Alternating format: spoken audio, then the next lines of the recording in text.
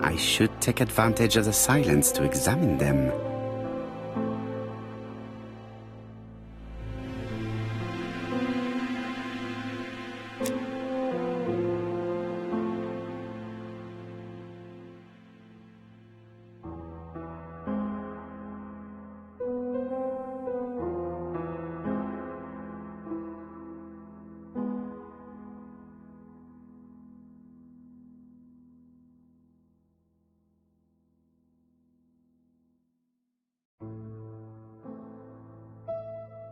I ought to concentrate on my guests. Franklin Clark always seems at ease, regardless of where he is. Something that's unique to people who travel.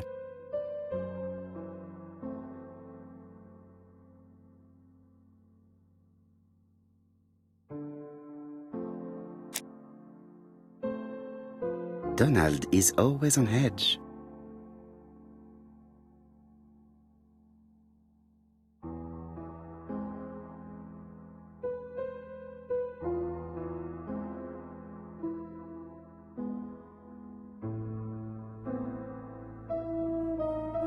Donald Fraser is very nervous at the moment, even if he is trying hard to control himself.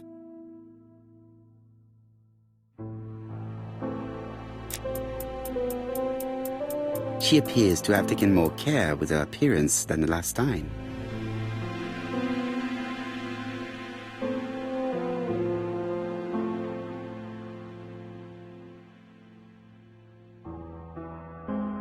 She's looking at Mr. Fraser out of the corner of her eye. Did she make herself beautiful for him?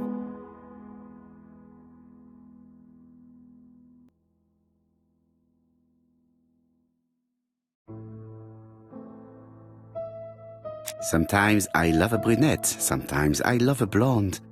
That's what the song says. The song says, sometimes I love a blonde who comes from Eden by way of Sweden. But I am not sure that this blonde is an angel. I wish to thank you all for coming. I wanted to bring everyone close to the victims here in order to unmask the murderer. Get to the point, Mr. Poirot. What do you want from us?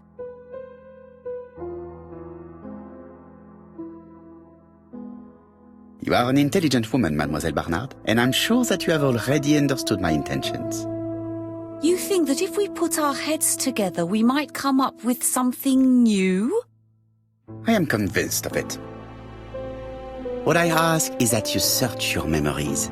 The murderer must have left some trace.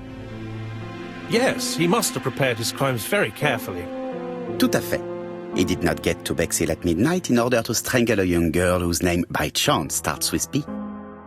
Must we go into that?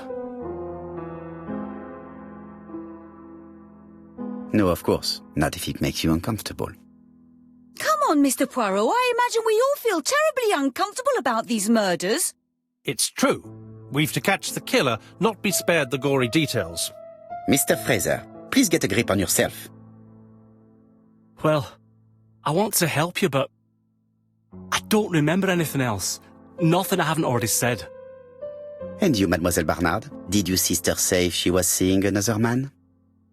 She never would have told me. Why would she hide the fact from you? Betty knew I didn't approve of her behaviour. Her flirting was spoiling any chance she might have had. Tell me, mademoiselle, what did you talk about with your sister? Silly things. Her new dress. She wanted a pair of black stockings to go with it. Mother bought her a brand new pair. The day it happened, she was crying. And to think that Betty never even wore them. Poor Mummy. Your sister used to sing, I believe. Did she ever perform in public? She dreamt about it, but she had a very bad cough. It troubled her greatly. She had to cancel auditions and miss lots of opportunities. A pity. Yes, she sang well, but that doesn't tell us much about the murderer. Qui sait? In any case, we now have enough information to draw up a relatively precise psychological profile. Let us now try and get our brain cells to work.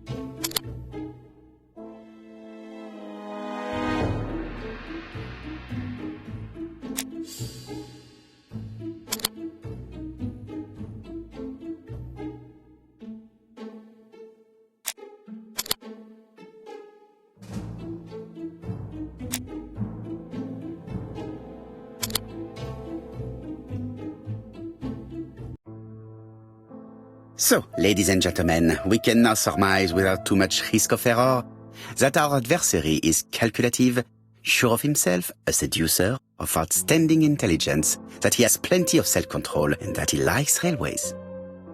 It's a good start. Other meetings may be necessary. I hope that you will be able to come back again. Well, it's just that...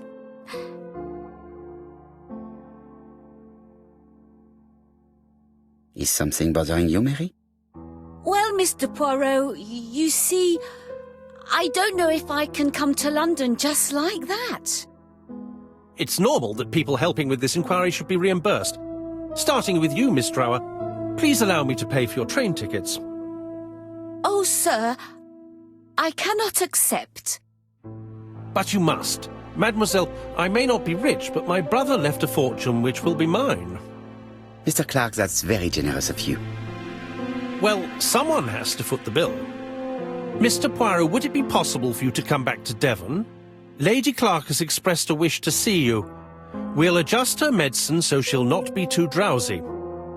But of course, I shall come the day after tomorrow if it is convenient.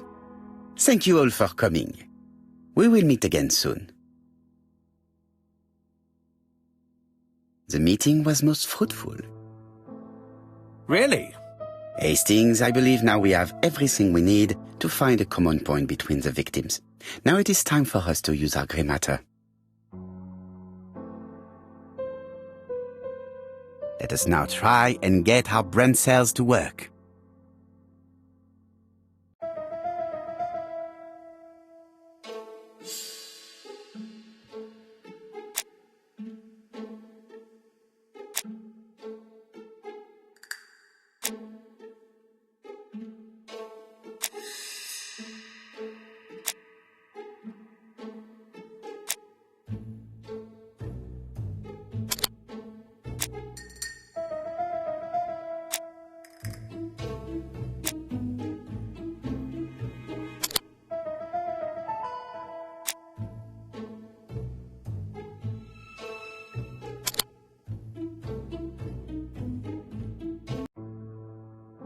The first two victims suffered from bad throat, and that was precisely the specialty of the third victim, Dr. Clark.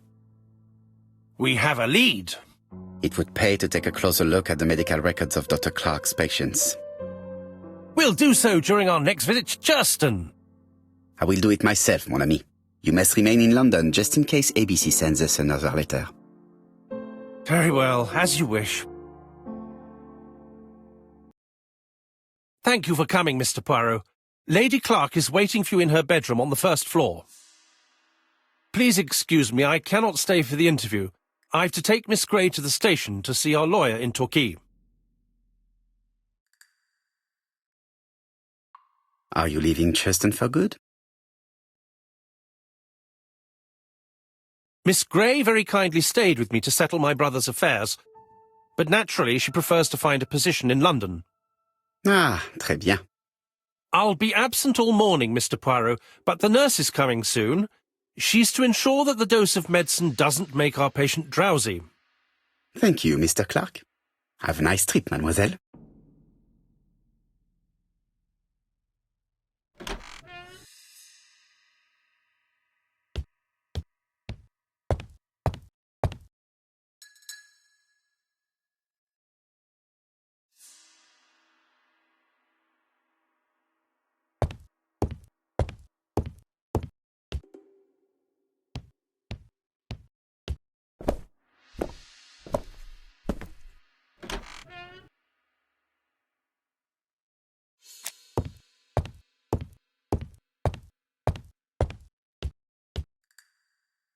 This poor woman is very ill.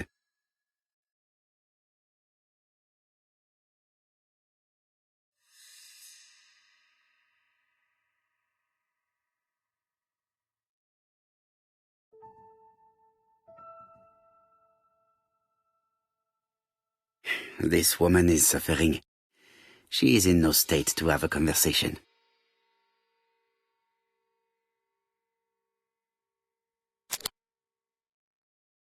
Mr. Poirot? My respects, madame. Thank you for coming. Thank you. Have you seen the nurse? She should have been here by now. Oh, I'm sorry. The telephone in the hall is ringing.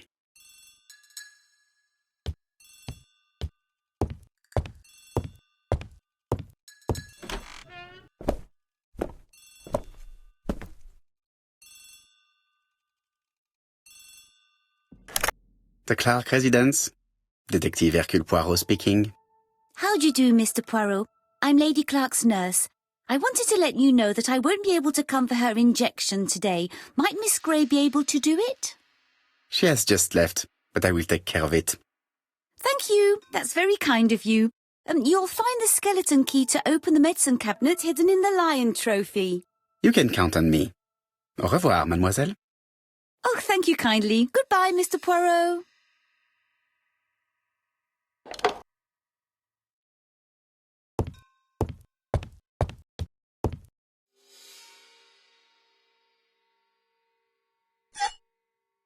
Here is the skeleton key.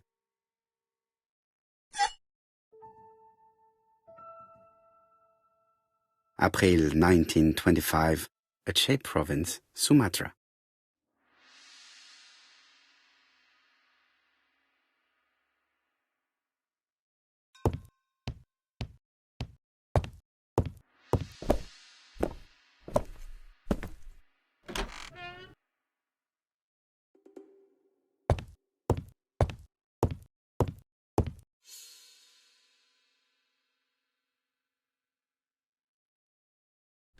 It's closed. Lady Clark is in pain. I have to give her an injection of morphine to ease her suffering.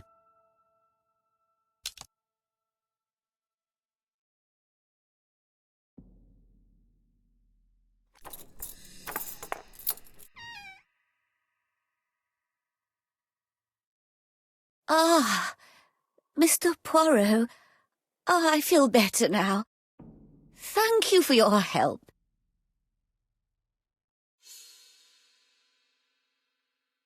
You asked for me, chère madame. Yes, of course, I wish to speak with you. But what was it about? No doubt. You wish to talk to me about what happened to your husband? Ah, yes. Oh, poor Carmichael. Has the madman who killed him been caught? Not yet, chère madame. There was a great many people in Cheston on the day of the murder. Indeed. People go straight to the beach. They don't come near Coomside. So, there were no strangers around the house that day? Who said that? The people who live here. Your brother-in-law, Miss Gray. Miss Gray? Oh, I don't like her. Franklin wanted her to stay, but I insisted she should go. Immediately. You are entitled to do so, naturally. I'm pleased that you approve. The others have been taken in by her. But at least you can see through that self-pity act. See what she's up to. Oh.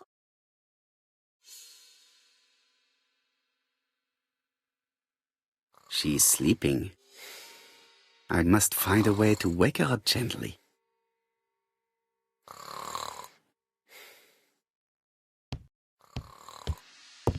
This subject would probably be useful to me.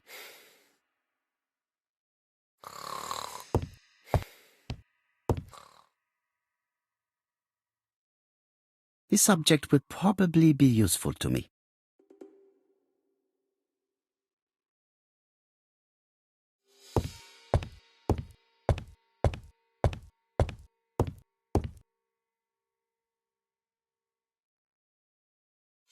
This subject would probably be useful to me.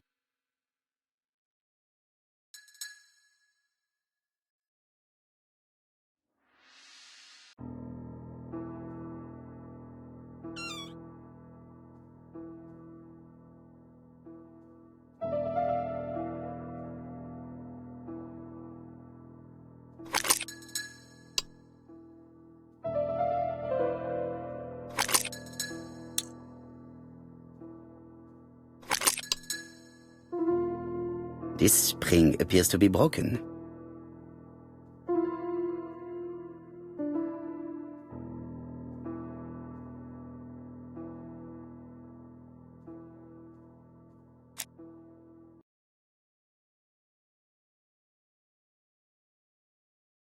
This couple appears to be having fun.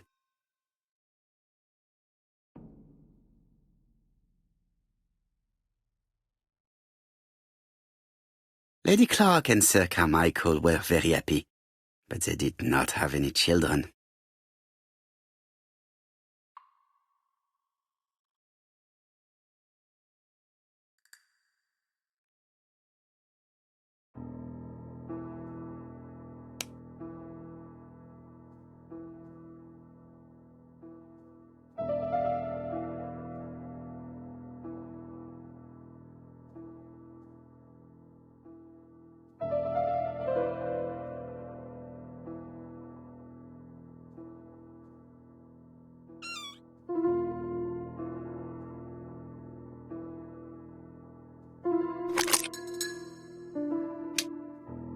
I hope that Hastings will not be cross with me.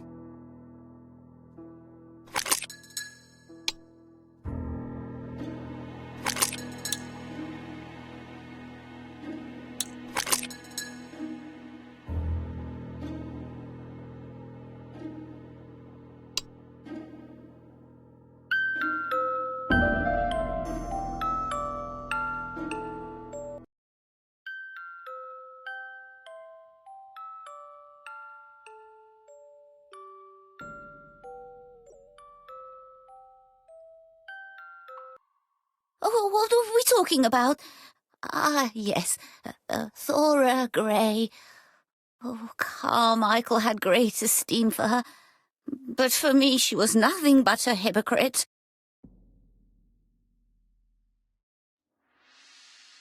Miss Grey was a hard worker, though. Thank goodness. Fortunately, she was good at her job. I don't see why you all think you should have to defend that girl. You are very harsh. Do not forget that the girl is an orphan. Yes, and she used the fact to get around men. Take Franklin. He's fallen for her sweet-talking charms. Oh, he's a lovely boy, very plucky and sure of himself. But so naive. Oh, when it comes to women.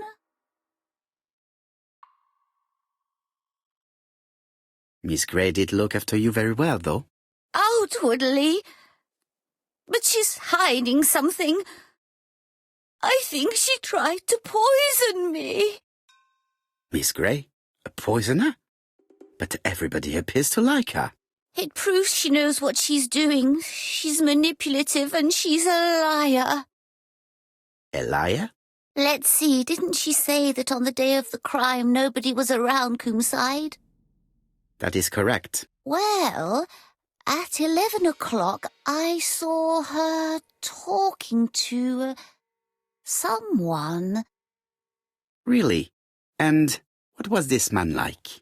An ordinary sort of man with a very plain face. Oh, I don't remember well. Was he a gentleman? No, he was not a gentleman. It would be best to leave her to sleep now. The telephone in the hall is ringing.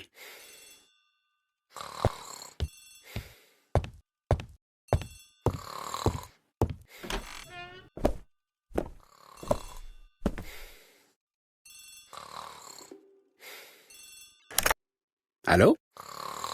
Poirot, is that you? Hastings here. Thank you for calling. Have you received a new letter from the murderer? No, thank goodness. How are things in Churston? I questioned Lady Clark, but I will not leave until I have examined everything of interest to me here. Fortunately, Franklin is absent, and I have a skeleton key. Have you seen Thora Grey again? Briefly. But rest assured, I intend to summon her to London soon. She's a fascinating girl. But secretive. I would like to ask her a few questions. Poirot, she wouldn't hurt a fly. Each to his own, my friend. Yours are pretty often mine old ladies that have the maladies. Poirot, are you mocking me? No ill intended, rest assured. À bientôt, mon ami.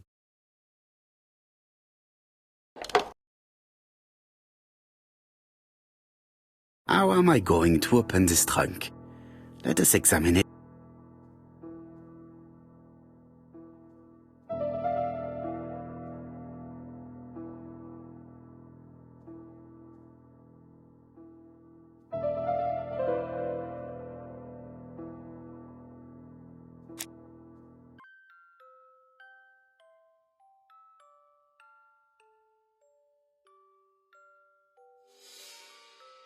How am I going to open this trunk? Let us examine it.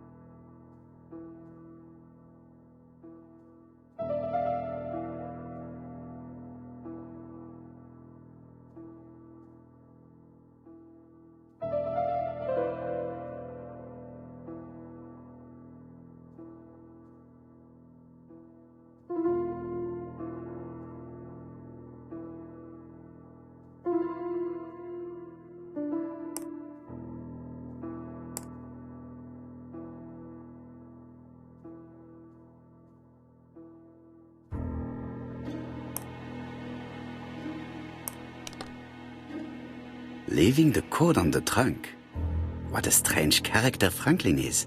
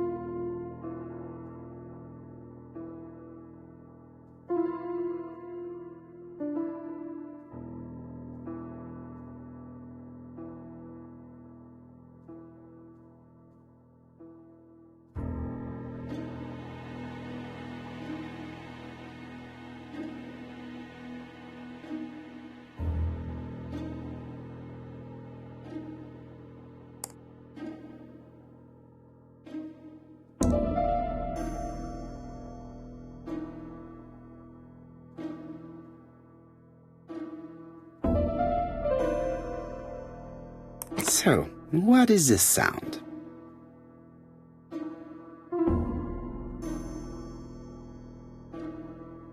I should be able to open the trunk now.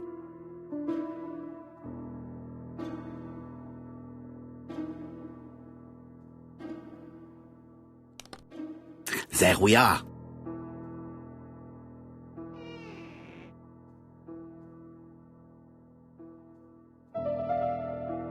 A pile of books, including one about dragons. Nothing interesting.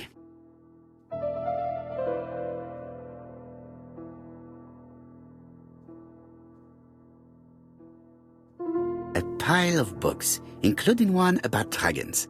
Nothing interesting.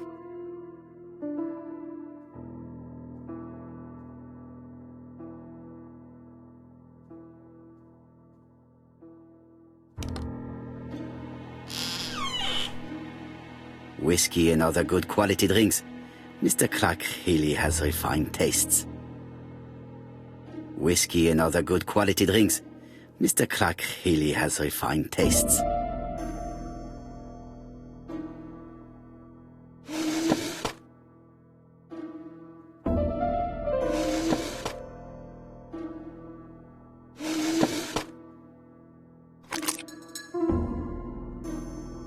Why has Franklin put an Allen key inside his trunk?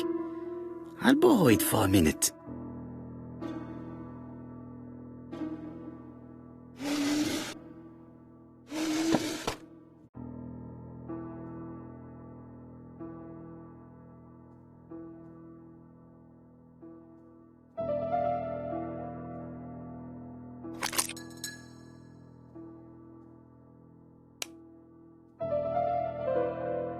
An Allen key. It can be used in 5 positions.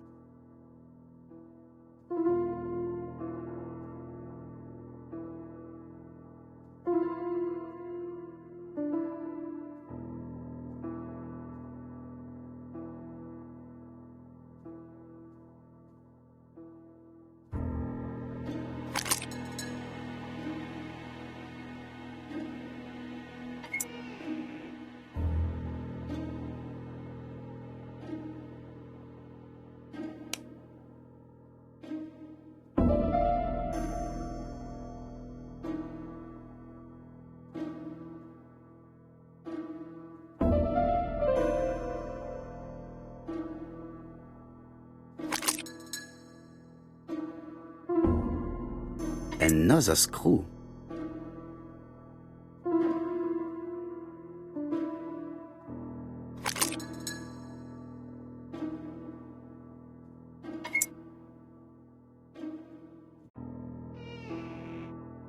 This engraving is not very easy to understand. I need to sort it out.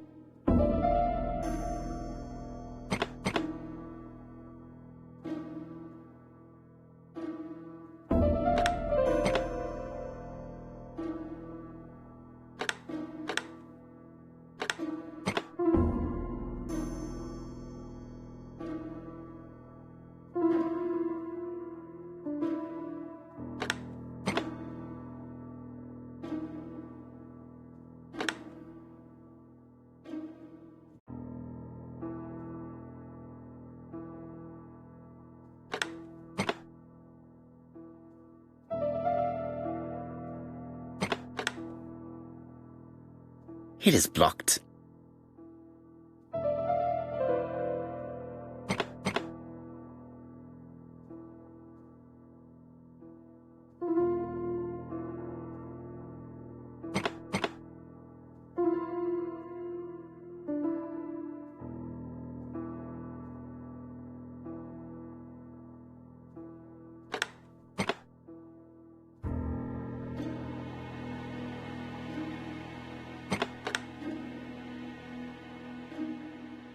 Franklin must really love his country to have an engraving in his trunk. I think I heard the panel above release.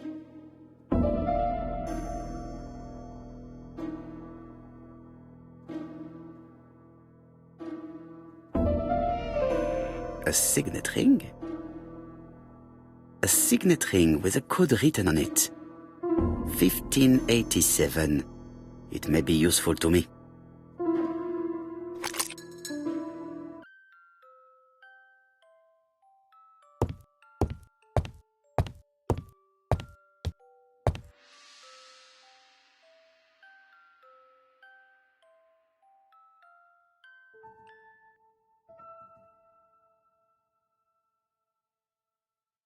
The Black Dragon's Curse.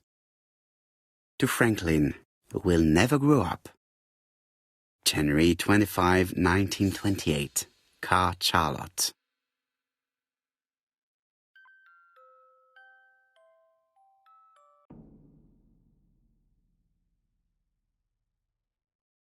Miss Thoroughgrey Comside Justin Devon. Arsenic trioxide thallium.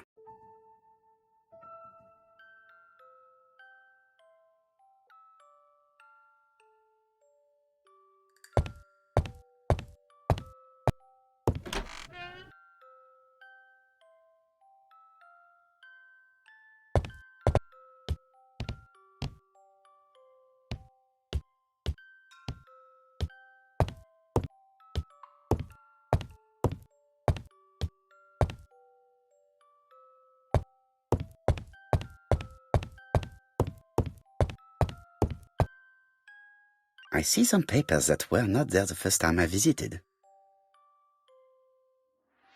Valuers report property. Building land located in Comside, Churston client, circa Michael Clark, April 15, 1935, Court and Brunskill office.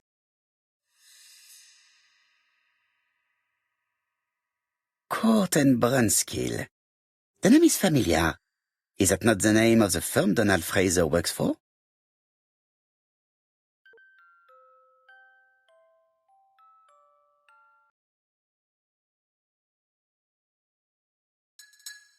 Ernest Logan, MD, Brighton Cancer Institute, 201 Dusk Road, Brighton, Sussex.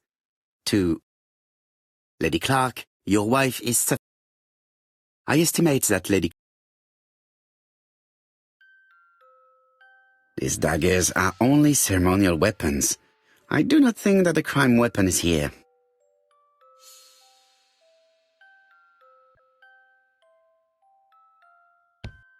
Sir Carmichael's collection could rival that of a major museum.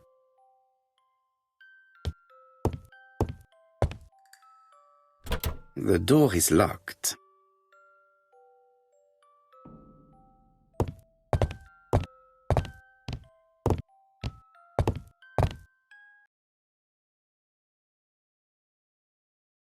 Comside's private collection, purchases since 1920. The catalogue for Sir Carmichael Clark's collection.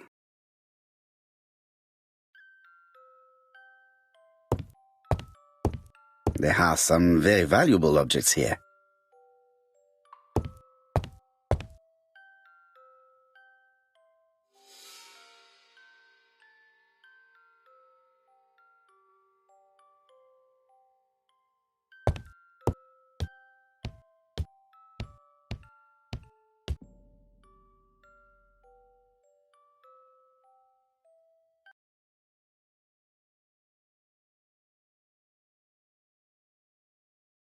Attention, Franklin. Task list. A. Ordering Lady Clark remedies. Done. B. Tidying up real estate property files. Done. C. Calling the lawyer about inventory. Done. D. Update the tenant farmer list. Done. E. Update land rent accounting.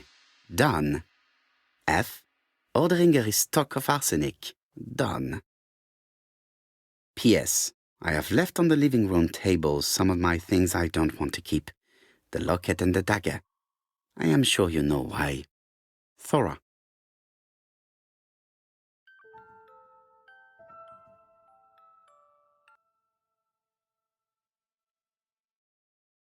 A dark dragon for a bright-haired maid. C.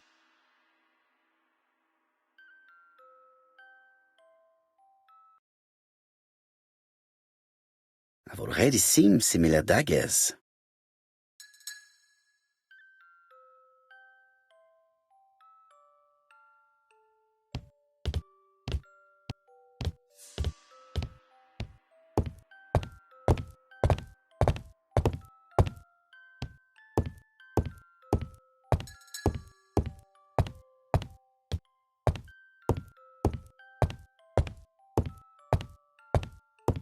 Order and method above all. Let us finish examining the mansion while no one is around.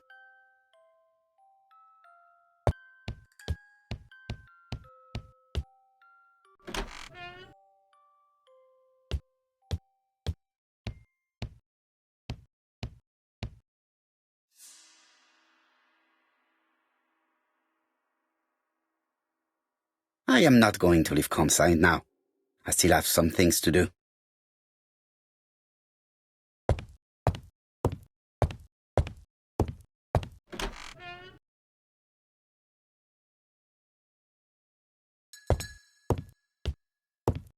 The door is locked.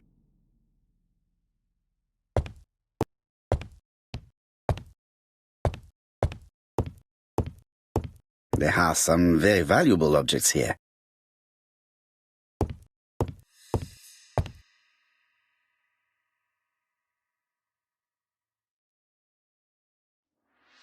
compass point.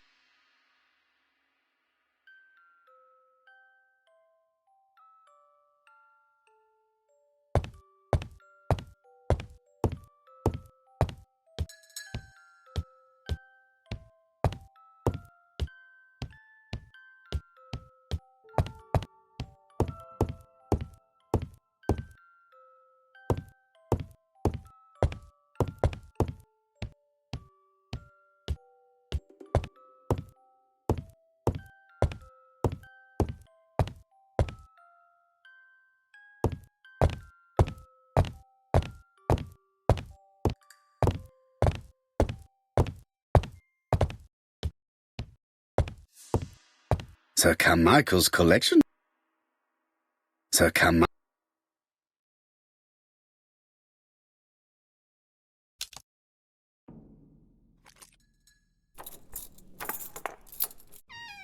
This unit contains the medical records for Sir Carmichael Clark's patients. Let us study them closely and see if there are any familiar names. No dust on the records from A to D. They've been handled recently. No known names. Disappointing. Lots of dust. The records from E to Z have not been touched for years. No known names. Disappointing.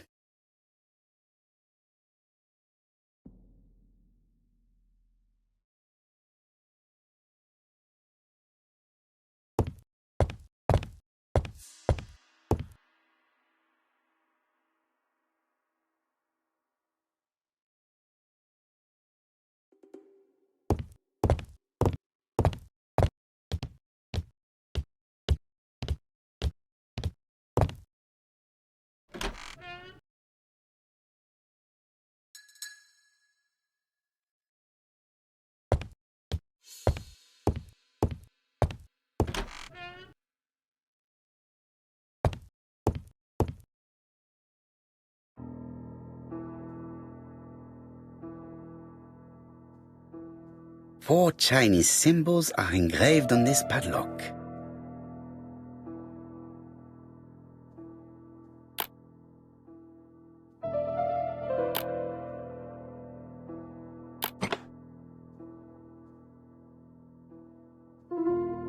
At last, the cupboard is open.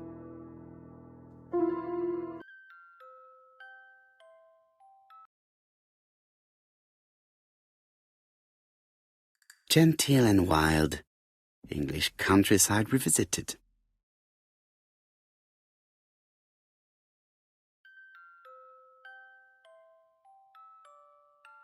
The Railway Children, E. Nesbit.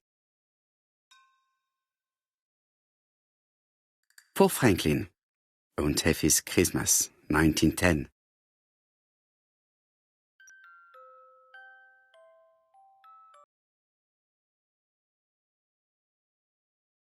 Traveling in China, a practical guide for English travelers.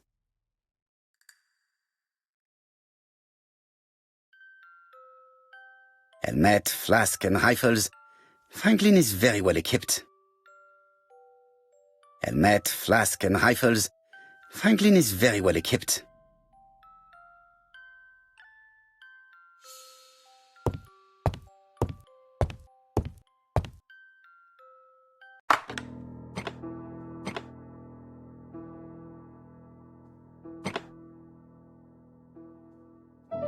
This plate appears to be able to move, but something is blocking it.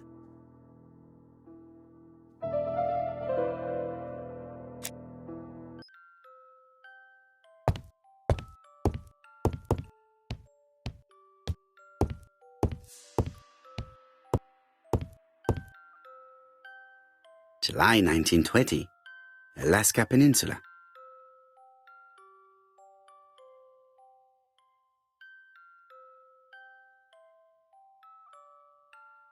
February 1922, South Africa.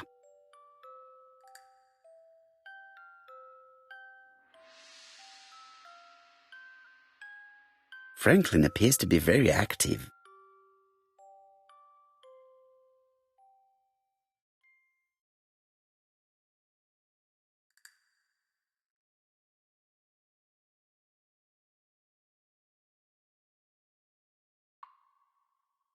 Franklin Clark appears to be a typical British gentleman, a good sportsman, a hunter, a traveller.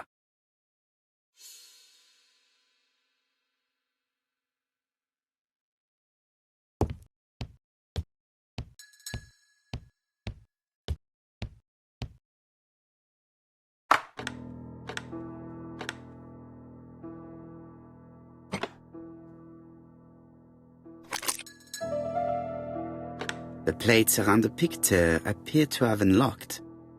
I think I've already seen these symbols on Franklin's trophies.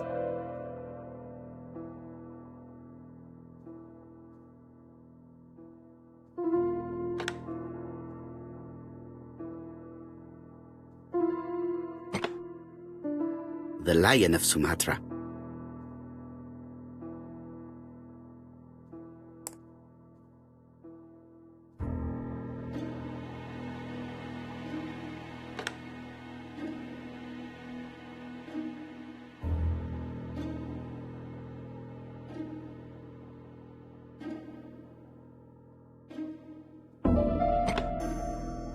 The Alaskan Kodiak bear.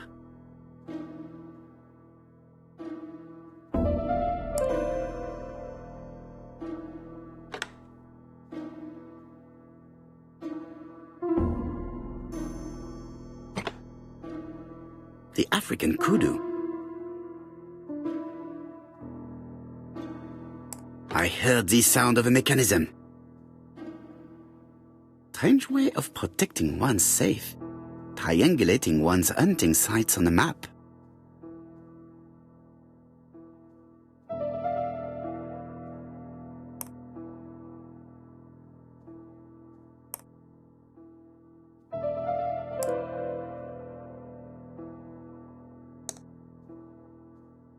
These documents are very likely going to help me for the rest of the inquiry.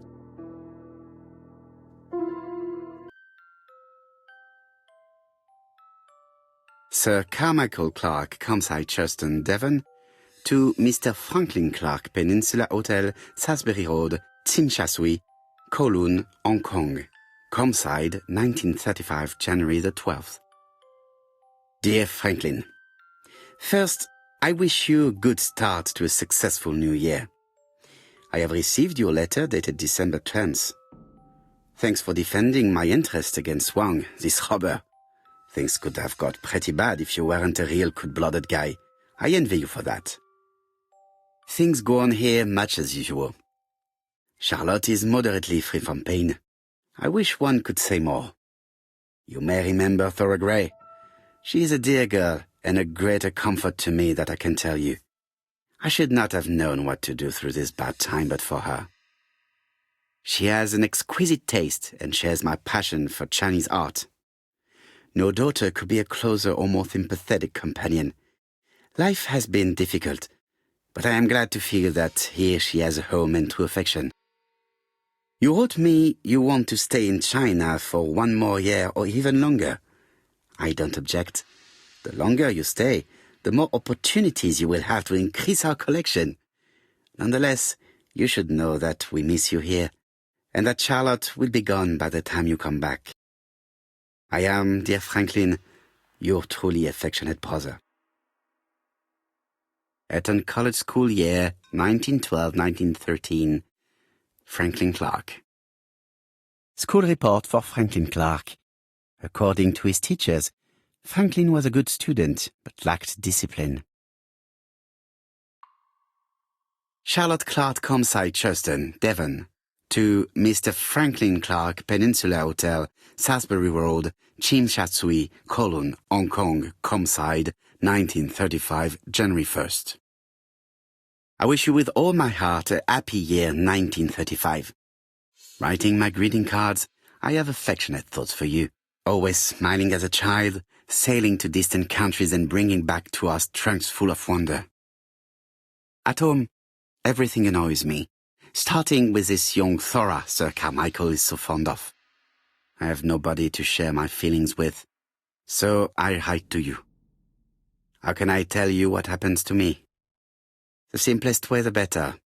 I am doomed. I still have 1 year to live, no more.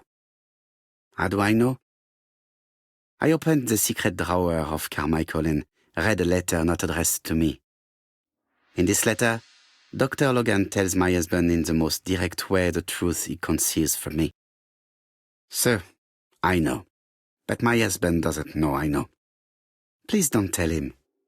And if he shares the truth with you, act as you were surprised. Carl will probably speak in his usual convoluted way, but I wanted to be the first to announce it to you. It does matter to me that you are aware of what happens in Compside. Warm regards, Charlotte. 12 gold sovereigns, some shares for the Southern Railway and some treasury bills. This is not worth much, hardly enough to justify your robbery.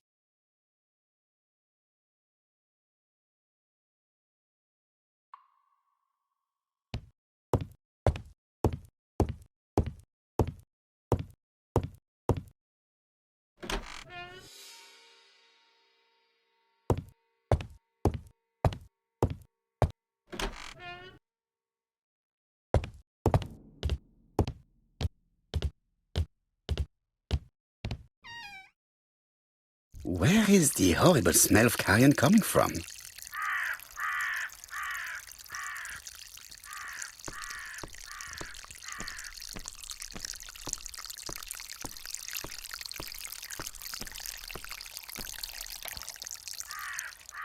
Brown pellets.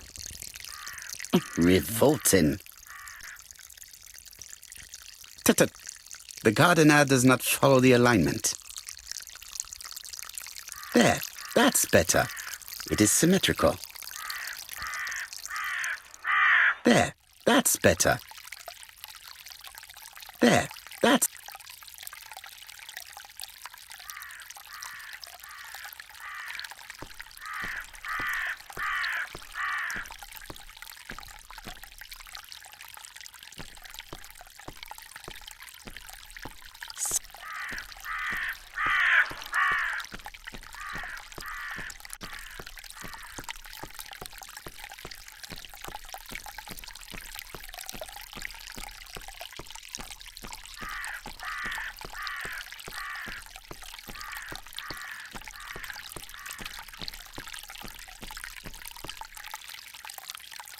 It was probably the gardener who lit this fire. Look here. I wonder if someone wanted to get rid of these papers. This object would probably be useful to me. Let us now try and get our brain cells to work.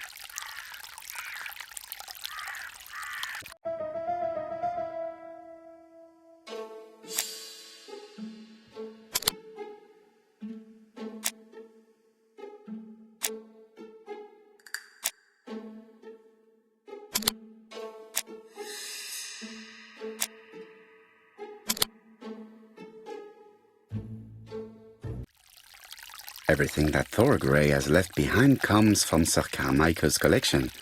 He most probably gave them to her, but she chose to leave them here rather than run the risk of being accused of theft. It is understandable when you know just how much Lady Clark mistrusted her. Let us now try and get our brain cells to work.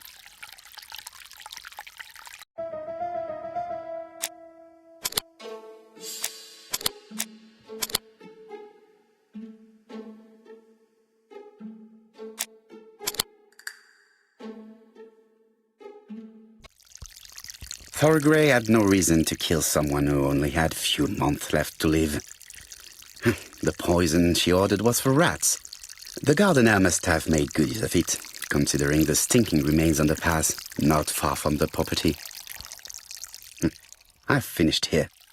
I must put the skeleton key back and inform Hastings that I'm returning to London.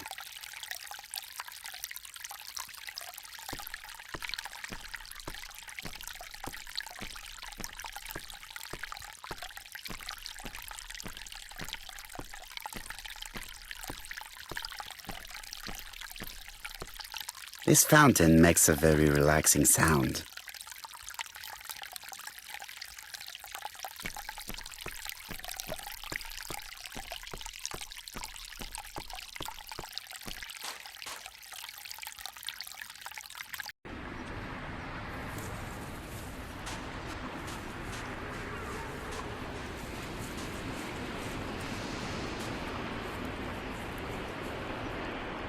May you have peace, Carmichael. Charlotte.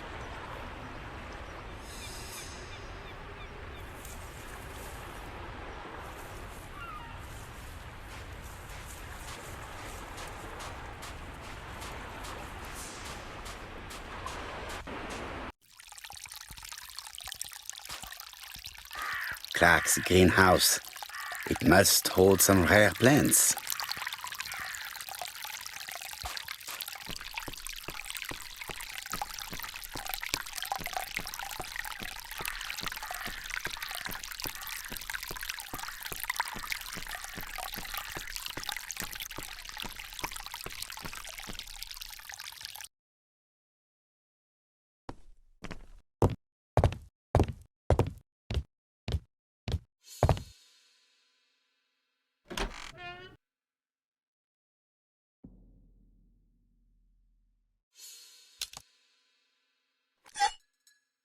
Perfect.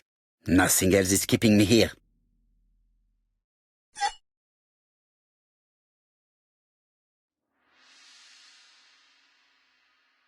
Hello, Hastings. I have finished in Charleston. I will take the first train. Tell me, do you know how to restore writing on a burnt document? Yes, you just have to soak a cloth with a hydrochloric acid solution and rub the sheet of paper. Then the characters appear. Bien. You have been of great assistance, Hastings. Could you please order the solution as soon as possible? Of course, but what documents do you want to read? You will see, my friend. À ce soir. Donald Fraser is here. He insisted on waiting to see you.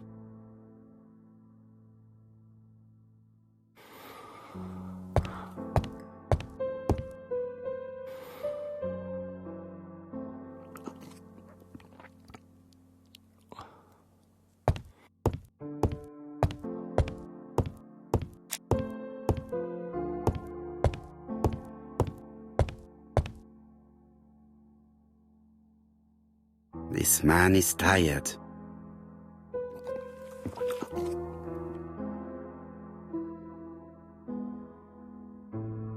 Donald is short of sleep, and it looks as if he didn't even bother to undress before going to bed.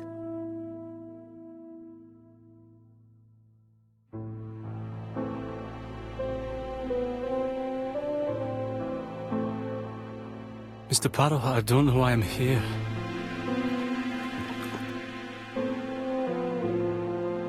You wanted to talk, and you came to find the only man capable of hearing you. Mr. Poirot, since Betty's death, I've doubts about myself. I don't know what to do. And I keep having a horrible dream 3 nights in a row.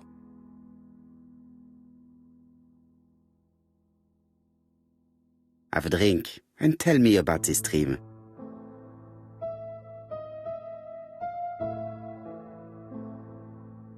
It's always the same. I'm on the beach with Betty. I grab her round the throat, and I squeeze, and squeeze until she's dead. Her head falls back, and I see that it's no longer Betty. It's Megan's face. Have you seen Megan Barnard recently? Yes, our grief has brought us together. I never really knew her before. She's really quite a remarkable girl. But I would never tell her about my dream. Why not? Is it her you are attacking in your dream? No, it's Betty. And once Betty is dead, it's Megan's face that appears in its place. Very interesting. Let us now try and get our brain cells to work.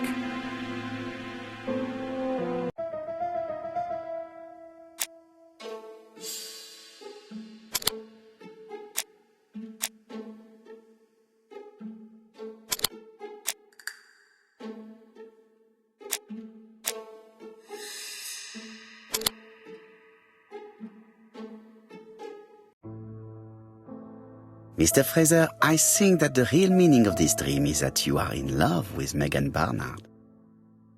Please go on. Do. This dream certainly betrays your guilt.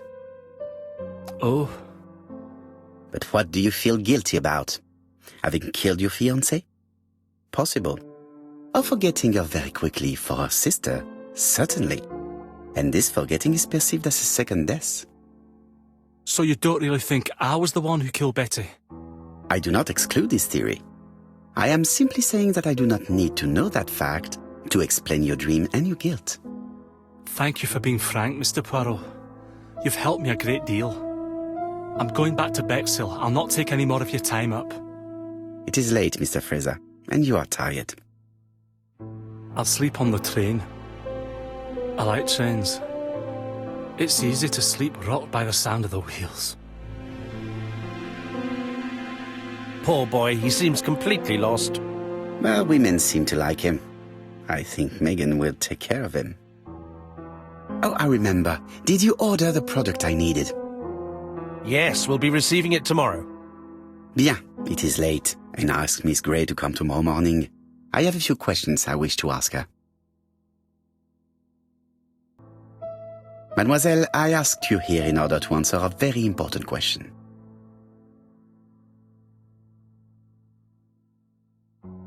Am I right in thinking you said that you did not speak to anyone on the day Sir Carmichael was murdered? It's the absolute truth. Yet, Lady Clark maintained that she saw you talking to a stranger on the front doorstep. Really? She must have been mistaken. Oh, I remember now. I'd forgotten all about it, but it wasn't important. It was just a salesman. One of those traders who sell stockings from door to door. Can you describe him to me? Medium size, glasses, dark suit, and a felt hat. Not the sort of man you notice. Completely harmless. That's why I forgot all about him. Nothing else? He was very hesitant and shy. Usually door-to-door salesmen are very confident, but he wasn't. You did not leave Churston willingly, I believe. I don't wish to lie. Lady Clark did not appreciate my presence. And Franklin could not go against the wishes of a sick lady. He is a good man, and he worries a great deal about his sister-in-law. I noticed that you left some personal belongings behind at Churston.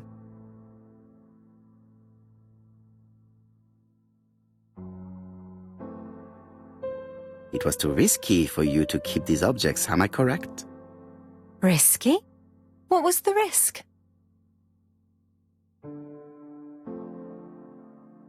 You know very well what Lady Clark might have said if you had kept these objects. Indeed. These objects were gifts. But Lady Clark would have been convinced that I'd stolen them. By returning them, I put an end to such evil gossip. Bien. I must ask you one last question. Please reply frankly with either yes or no. If Lady Clark had died, would you have agreed to marry Sir Carmichael if he'd asked you? How dare you ask such a question? Sir Carmichael treated me just like his daughter. And all that I ever felt him was affection and gratitude, nothing else. Thank you, mademoiselle. I will not keep you any longer.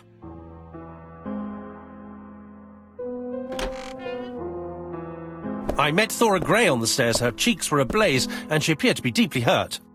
Poirot, have you offended the poor girl again? Do you have good reasons for accusing her? I accused her of nothing, Hastings. I simply asked her an important question she did not answer. Let us see if we can answer it for her. Let us now try and get our brain cells to work.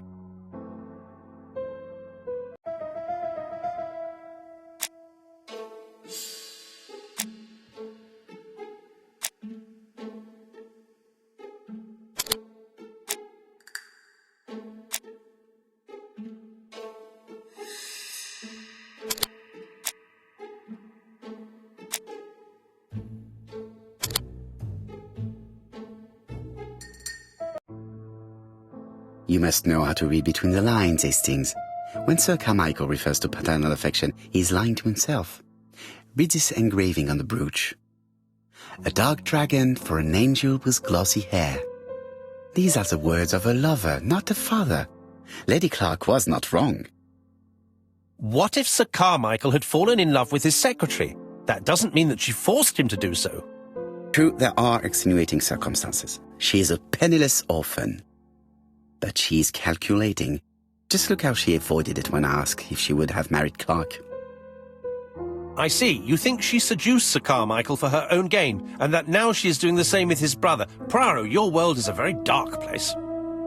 Do not get carried away, mon ami. We have another more important matter to settle. Really? Yes, would you believe that Miss Grey taught me something new? Let us now try and get our brain cells to work.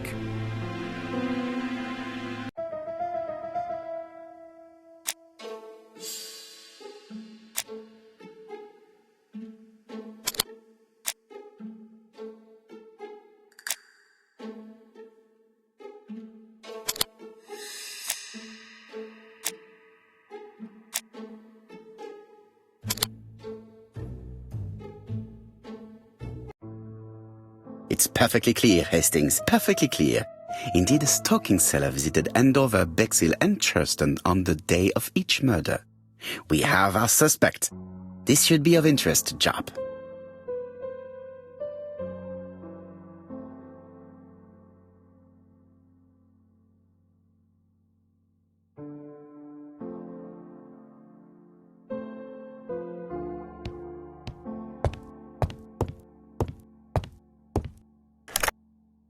Chief Inspector, we are looking for a stocking salesman. I see you have a suspect. Yes. Contact all the stocking wholesalers who may employ him.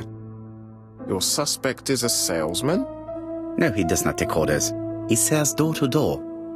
Right. The hunt is on.